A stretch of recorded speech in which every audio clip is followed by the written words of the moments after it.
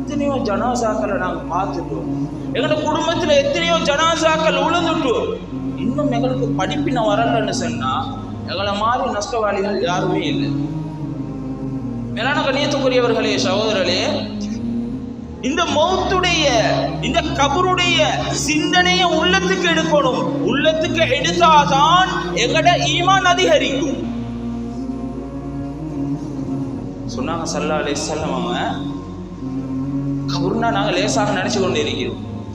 சொன்னாங்க ஸல்லல்லாஹு அலைஹி வஸல்லம், அவங்க மன்னரை என்பது ஒரு இருள் சூழ்ந்த ஒன்று, கபர் என்பது ஒரு இருள் சூழ்ந்த ஒன்று. சும்மா நாங்கள் கற்பனையில எடுத்து பார்ப்போம். நான் இப்ப ஜனாசாவாக இருந்தா என்ன செய்வாங்க? முதலாவது என்ன செய்வாங்க? குளிப்பாட்டுவாங்க, அழகான முறையில குளிப்பாட்டுவாங்க. அடுத்து குடும்பத்தார்கள் என்ன செய்வாங்க? அங்க இங்க எல்லா இடத்துக்கும் கோல் பண்ணி உறவினர்களை எடுப்பாங்க. எல்லாரும் வருவாங்க. சாச்சா வருவாரு, மாமா வருவாரு, தாத்தா வருவாங்க, தம்பி வருவான். கொஞ்சம் யோசிச்சு பாருங்க, கண்ணை மூடி யோசிங்க. நான் ஜனாசாவாக இருந்தால் யோசிச்சா எங்களுக்கு தரப்பட்ட இந்த 5 நேர தொழுகை மிஸ் ஆகாது. கஃபன் செஞ்சிருவாங்க. கஃபன் செஞ்சு கட்டினா அது கூட வச்சு கபருக்குள்ள வைக்கிட்ட தான் கஃபன் தலை துண்ட துறப்பாங்க. மாஷா அல்லாஹ், பலவையை போடுவாங்க, பலவைக்கு மேல பாய் போடுவாங்க அல்லது பொலித்தீன் போடுவாங்க. போட்டுட்டு மண்ணை போட்டுட்டு எல்லாரும் வந்துடுவாங்க. அதுக்கப்புறம் என்ன நிலைமை? யார் எனக்கு கை கொடுக்குறேன்? இங்க வந்த தாத்தா வருவாங்களா கபருக்குள்ள? ஜனாசாவா இருந்தா எப்பயும் வீட்டுக்கு போனா, ஒரு விருந்தினராக வீட்டுக்கு போனா எல்லாம் என்ன சொல்லுவாங்க? இருங்க தங்கிட்டு போங்க, இன்னைக்கு ஒரு நாள் தங்கிட்டு போங்க, 2 நாள் தங்கிட்டு போவாங்க, 3 நாள் தங்கிட்டு போங்க.